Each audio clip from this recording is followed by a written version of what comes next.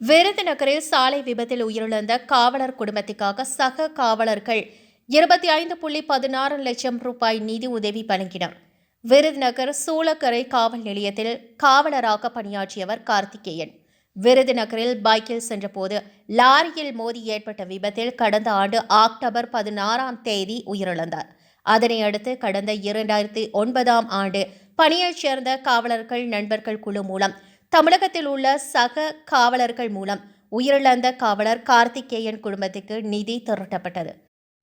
தமிழகம் முழுவதும் உள்ள 2009ஆம் ஆண்டு பணியில் சேர்ந்த சுமார் 4787 காவலர்கள் நிதி உதவி அளித்தனர். அதன்படி 25,16,389 ரூபாய் நிதி பெறப்பட்டது.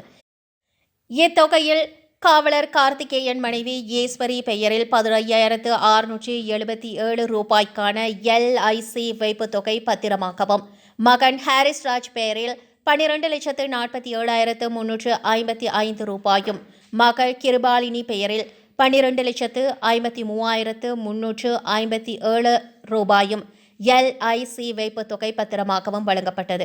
இதற்கான நிகழ்ச்சி விருதுநகர் அருகே உள்ள சூளக்கரை ஐஸ்வர்யா மஹாலில் நடைபெற்றது. அப்போது உயிரிழந்த காவலர் கார்த்திகேயன் உருவப்படத்துக்கு மலர் தூவி சக காவலர்கள் அஞ்சலி செலுத்தினர். பின்னர் அவரது குடும்பத்தினருக்கு நிதியுதவிக்கான பத்திரங்களை வழங்கினர்.